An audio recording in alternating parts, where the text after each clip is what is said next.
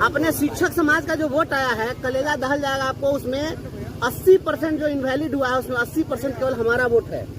लिखा है नाम के सामने, मैं अपना मत आपको देता हूँ। बार बार 14 नंबर का नाम खत्म जाकर 14 के सामने 14 लिखा। मैंने इस प्रकार से डीएम साहब, कमिश्नर साहब सब सामने देख रहे हैं और वे लोग अब चिंतित हो गए हैं कि अब ये क्या शिक्षकों को कर दिया। मैं जा रहा हूँ वहाँ पर और आप सभी लोगों से विनम्रतापूर्वक अनुरोध करने आया हूँ। परिणाम आपके पक्ष में है। यह परिणाम नहीं बल्कि जिम्मेवारी मिली है। अगर आपको जो जीत मिलती है उसको भी पूरी विनम्रता से स्वीकार करना है। शिक्षक की नौकरी से बर्खास्त किए गए बंशीधर ब्रजवासी ने जिस तरह से तिरहुत स्नातक उपचुनाव में अपनी ताकत दिखाई है, मुंहतोड़ जवाब दिया है। नीतीश सरकार को भी सोचना होगा और तेजस्वी यादव को। इस परिणाम के आखिर क्या मायने हैं, हम आपको ये समझाने की कोशिश कर रहे हैं। नमस्कार, दर्श न्यूज में आपका स्वागत है। मैं हूं अनुराग। तिरहुत स्नातक उपचुनाव हो रहा है। दरअसल देवेश चंद्र ठाकुर जो यहाँ से प्रतिनिधि थे, उन्होंने इस्तीफा दिया और सीतामढ़ी से लोकसभा का चुनाव लड़ा, जीत गए। जीतने के बाद ये सीट खाली हो गई और इस पर अब उपचुनाव हो रहे हैं।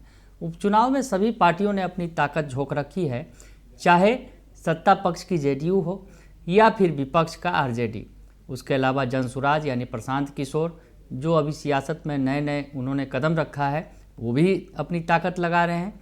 और इन सभी की ताकत के बीच एक शख्स जिसने अकेले ही सबों को पानी पिला दिया है, बंशीधर ब्रजवासी। जी हाँ, बंशीधर ब्रजवासी की चर्चा खूब हो रही है। दरअसल बंशीधर ब्रजवासी ने जिस तरह से के पाठक के वक्त में, के पाठक जब शिक्षा विभाग के अपर मुख्य सचिव थे, तो शिक्षकों के लिए आवाज़ बुलंद की थी और उसके बाद उन पर कार्रवाई की गई थी। बाद में उन्हें बर्खास्त किया गया और उसके बाद नौकरी से बर्खास्त कर दिया गया, नौकरी से निकाल दिया गया उन्हें। तो उसके बाद इन्होंने कमर कसी और अब चुनाव लड़ रहे हैं। और चुनाव में हालात ये हैं कि सभी को सबक सिखा दिया है उन्होंने। आज हालात ये हैं कि प्रथम वरीयता के जो मत हैं, उसके आधार पर वो सबसे आगे हैं और उनके जो विपक्षी हैं उनसे आधे वोट हासिल उन्होंने किया है। और दूसरे नंबर पर जनसुराज के विनायक गौतम हैं, यानी बंशीधर ब्रजवासी नंबर 1 पर और नंबर 2 पर जनसुराज के विनायक गौतम यानी प्रशांत किशोर की पार्टी। नंबर 3 पर गोपी किशन जो आरजेडी कैंडिडेट हैं और नंबर 4 पर अभिषेक झा। यानी सोचा जा सकता है, समझा जा सकता है कि ऐसा क्यों हुआ है। क्या शिक्षकों के अंदर गुस्सा है? तो एक बयान जो आया है सामने बंशीधर ब्रजवासी का, हालांकि अभी काउंटिंग चल रही है, अभी नतीजे फाइनली नहीं आए हैं। आज शाम तक नतीजे फाइनल आएंगे। दूसरी वरीयता के मतों की गिनती चल रही है। इसकी प्रक्रिया बिल्कुल अलग होती है। प्रक्रिया को भी हम समझाने की कोशिश करेंगे और इस चुनाव में वोटर कौन कौन होते हैं ये बताने की भी कोशिश करेंगे। और ये बताने की कोशिश आपको करेंगे कि आखिर इस चुनाव परिणाम के मायने क्या हैं। आखिरी परिणाम चाहे जो हो, लेकिन जिस तरह से बंशीधर ब्रजवासी ने शुरुआती दौर से ही पहले चरण के 9 राउंड की गिनती में उन्होंने तमाम राउंड में बढ़त बनाए रखी और बढ़त ऐसी वैसी नहीं, बिल्कुल आधा आधा का फासला। यानी अगर 23,003 वोट बंशीधर ब्रजवासी ने हासिल किए तो उनके अपोनेंट ने, यानी जो दूसरे नंबर पर हैं, उन्हें 16,000 मतों पर ही संतोष करना पड़ा। बाकी 2 और 3 और 4 नंबर वाले तो काफ़ी पीछे हैं, वो आंकड़ा भी बताएंगे। लेकिन सबसे पहले आपको बताएं कि जिस तरह से ये चुनाव के अभी रिजल्ट आएंगे, द्वितीय वरीयता के मतों की गिनती चल रही है। सबसे पहले आपको ये बता दें कि आखिर ये जो ग्रेजुएट कंस्टिट्यूएंसी होती है, स्नातक निर्वाचन, इसके चुनाव कैसे होते हैं। स्नातक निर्वाचन के लिए जो चुनाव होते हैं, ग्रेजुएशन करने के 3 साल बाद वोटर लिस्ट में नाम जुड़वाने के लिए आवेदन किया जा सकता है। जो इसके जो होते हैं ग्रेजुएट कंस्टिट्यूएंसी, जैसा कि स्नातक निर्वाचन से आपको स्पष्ट हो जा रहा होगा कि इसके जो मतदाता होते हैं वो ग्रेजुएट होते हैं, स्नातक होते हैं, यानी पढ़े लिखे होते हैं। पढ़े लिखे जो मतदाता होते हैं, ग्रेजुएट करने के आप 3 साल बाद इसके वोटर बन सकते हैं। वोटर बनने की जो बाकी सारी प्रक्रिया जो है शिक्षक निर्वाचन की ही तरह होती है। शिक्षक निर्वाचन के बारे में आपको बता दें, शिक्षक निर्वाचन जो होता है, शिक्षक निर्वाचन में हाई स्कूल के टीचर और प्रिंसिपल के अलावा डिग्री कॉलेज यूनिवर्सिटी के टीचर इस चुनाव को लड़ सकते हैं। तो ऐसी स्थिति में शिक्षक निर्वाचन क्षेत्र के चुनाव में हर टीचर अपने मताधिकार का इस्तेमाल नहीं कर सकता है। हाई स्कूल यानी 10वीं या इससे ऊपर पढ़ने वाले शिक्षकों को ही वोट डालने का अधिकार होता है। तो ये शिक्षक में होता है, लेकिन स्नातक इसके विपरीत, जिन्होंने स्नातक पूरा कर लिया है, वैसे में शिक्षक भी जो होते हैं इसके वोटर होते हैं। और 3 साल के बाद आप इस प्रक्रिया में शामिल हो सकते हैं। स्नातक करने के बाद वो वोटर बन जाते हैं, स्वाभाविक तौर पर नहीं, इसमें वोटर बनाना होता है। तो ऐसे में वोटर बनाने की जो प्रक्रिया जो होती है वो अलग होती है। और स्नातक निर्वाचन एमएलसी चुनाव में वही वोट दे सकता है जो ग्रेजुएट हो, वही कैंडिडेट का भी ग्रेजुएट होना जरूरी है। तो संसदीय लोकतंत्र में पढ़े लिखे शिक्षकों और पढ़े लिखे लोगों की नुमाइंदगी के लिए इस कोटे की व्यवस्था की गई है। यानी शिक्षक और स्नातक, ये 2 अलग तरह के जो कोटे हैं उसकी व्यवस्था की गई है। और स्नातक में कैंडिडेट भी स्नातक होते हैं और जो वोटर होते हैं वो भी स्नातक होते हैं। तो ऐसे में ये जो चुनाव है काफ़ी महत्वपूर्ण है। इस लिहाज से बिहार के अंदर की अगर बात करें, बिहार में नीतीश सरकार जिस तरह से लगातार घेर रही है, जिस तरह से शिक्षकों के बारे में फैसले लिए गए, अगर के पाठक के राज की बात करें, जिस तरह से तुगलकी फरमान जारी किए गए और उसका शिक्षकों ने पुरजोर तरीके से विरोध भी किया। साक्षरता परीक्षा का भी विरोध हुआ था, स्कूल की टाइमिंग को लेकर भी विरोध हुआ था, तमाम तरह के विरोध देखने को मिले थे और इस शिक्षकों ने इसका विरोध भी किया था। और बंशीधर ब्रजवासी जो चुनाव में काफ़ी लीड कर रहे हैं, उन्होंने इसकी अगुवाई की थी, काफ़ी अग्रेसिव रूप से सरकार के खिलाफ खड़े हुए थे, लाठी डंडा लेकर खड़े हो गए थे और कहा था कि आने वालों को छोड़ेंगे नहीं। तो ऐसे में उन पर बड़ी कार्रवाई की गई थी और विभाग की तरफ से पहले उन्हें सस्पेंड किया गया, बाद में उन्हें बर्खास्त कर दिया गया। तो ऐसे में उनकी नौकरी ली गई। लेकिन अब जिस तरह से बंशीधर ब्रजवासी ने नौकरी जाने के बाद चुनाव भी लड़ रहे हैं और कोर्ट में वो लड़ाई भी लड़ रहे हैं अपने अधिकार की, जिस तरह से उनसे नौकरी छीनी गई है। तो चुनाव जो लड़ रहे हैं एमएलसी के चुनाव में, उन्होंने बड़ी सफलता हासिल की है और जिस तरह से प्रथम वरीयता के वोटों के आधार पर वो अपने विरोधियों से काफ़ी आगे निकल गए हैं। तो ऐसी स्थिति में स्वाभाविक तौर पर समझा जा सकता है कि किस कदर शिक्षकों में गुस्सा है। शिक्षकों में गुस्सा सरकार के खिलाफ भी है, शिक्षकों में गुस्सा विपक्ष के खिलाफ भी है। शिक्षक भी इसके जो स्नातक जो वोटर होते हैं पढ़े लिखे होते हैं। ऐसे में समझा जा सकता है कि जो पढ़े लिखे शख्स हैं वो सोच समझकर वोटिंग करते हैं और इसमें शिक्षक भी हैं जो वोटर हैं, तमाम तरह के शिक्षक जो स्नातक हो चुके हैं वो वोटर हैं। तो ऐसे में समझा जा सकता है कि इसके जो वोटर हैं पढ़े लिखे हैं, वो समझ सोचकर मतदान करते हैं।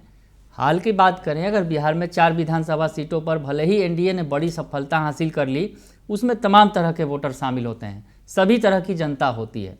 लेकिन ये जो एमएलसी स्नातक और शिक्षक निर्वाचन क्षेत्र का चुनाव होता है बिल्कुल अलग तरीके से होता है।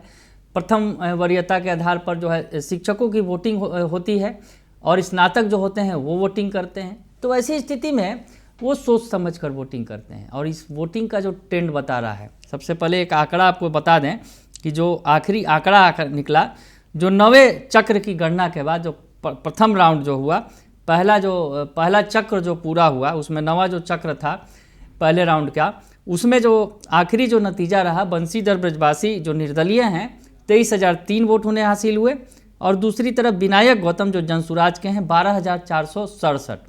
यानी फासला आप समझ सकते हैं कितना ज़्यादा है, लगभग आधा फासला है जो उनके विरोधी हैं बंशीधर ब्रजवासी के।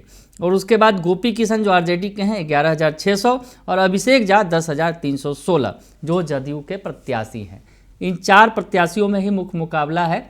और अब जब द्वितीय वरीयता की बात हो रही है तो ऐसे में 2 वोटों को एक करके गिना जाता है। थोड़ा इसकी भी प्रक्रिया आपको हम बता दें तो इसमें प्रथम वरीयता के आधार पर जिस तरह से बढ़त बनाई है बंशीधर ब्रजवासी ने, वो इशारा किधर कर रहा है और विस्तार से बताएंगे। लेकिन आपको बता दें अभी द्वितीय जो वरीयता के वोटों की गिनती चल रही है, इसमें मतदाता 1 से ज़्यादा उम्मीदवारों को वरीयता के आधार पर वोट दे सकते हैं। पहली वरीयता के एक वोट को 1 गिना जाता है, जबकि दूसरी वरीयता के जो दो वोट को 1 गिना जाता है। समझ गए होंगे आप।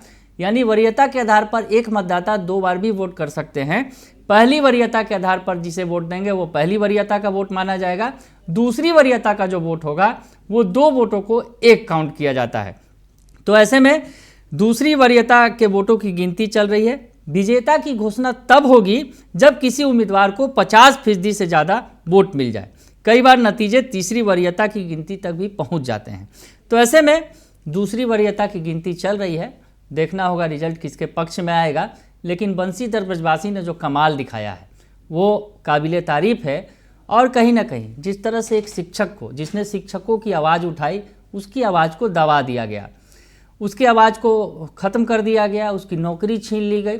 उसके बाद शिक्षकों ने करारा जवाब दिया है। एक बड़ा मैसेज गया है स्नातक निर्वाचन क्षेत्र की अगर बात करें, और जिस तरह से उन्होंने बड़े बड़े पार्टियों को धराशायी कर दिया है, जिन्होंने अपनी पूरी ताकत झोंक दी। जेडीयू की बात करें तो जेडीयू के साथ बीजेपी ने भी प्रचार किया, और आरजेडी की बात करें तो तेजस्वी यादव ने खुद अपनी ताकत लगाई। बावजूद इसके नंबर दो भी नहीं, अगर यूँ कहें कि वो फाइट में नहीं है, नंबर 3 और नंबर 4 पर है। समझा जा सकता है कि शिक्षकों के अंदर कितना गुस्सा है, पढ़े लिखे लोगों के अंदर कितना गुस्सा है।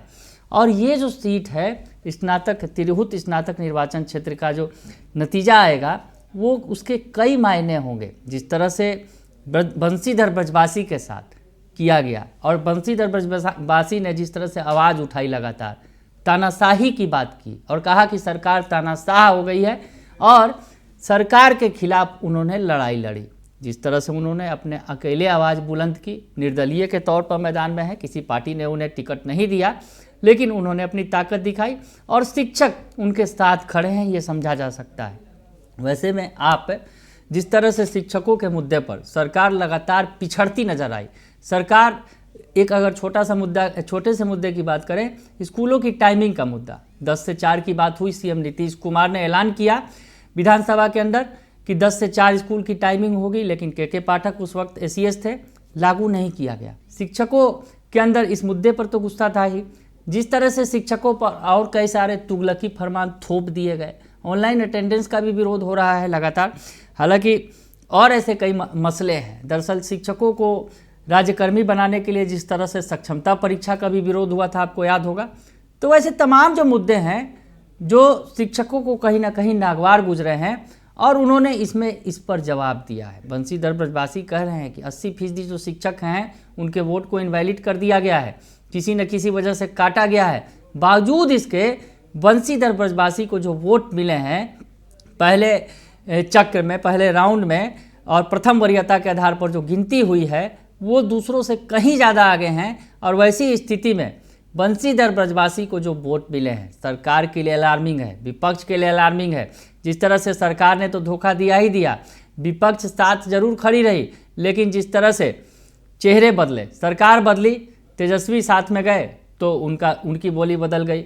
बीजेपी जब विपक्ष में थी तो शिक्षकों की लड़ाई लड़ रही थी, लाठी भी खा रही थी, लेकिन जिस तरह से सीन बदला और उसके बाद बीजेपी सरकार में आ गई, तेजस्वी विपक्ष में आ गए, तो शिक्षकों की लड़ाई लड़ने लगे और बीजेपी ने चुप्पी साध ली। तो ऐसे में जो चेहरा है, जो चरित्र है, जो चाल है, वो शिक्षक बखूबी समझते हैं। जो स्नातक वोटर हैं वो बखूबी समझते हैं नेताओं के चरित्र को। और इस चुनाव में जिस तरह से जवाब उन्होंने दिया है, जिस तरह से वोटिंग की है, वो कहीं ना कहीं एक बड़ा तमाचा होगा। फाइनल रिजल्ट तो अभी बाद में आएंगे, दूसरी वरीयता की गिनती चल रही है, हो सकता है नतीजा तीसरी वरीयता तक भी गिनती तक जाए।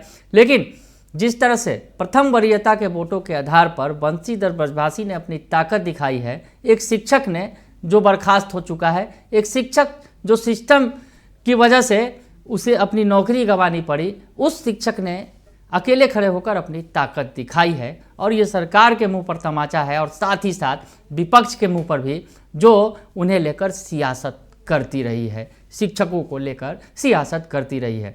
तो बंशीधर ब्रजवासी की जीत शिक्षकों की बड़ी जीत मानी जाएगी, और सरकार की बड़ी हार, और साथ ही साथ विपक्ष को भी बड़ा करारा तमाचा लगेगा। बने रहिए दर्श न्यूज के साथ, तमाम खबरों से आपको अपडेट रखेंगे। फिलहाल के लिए इतना ही, धन्यवाद।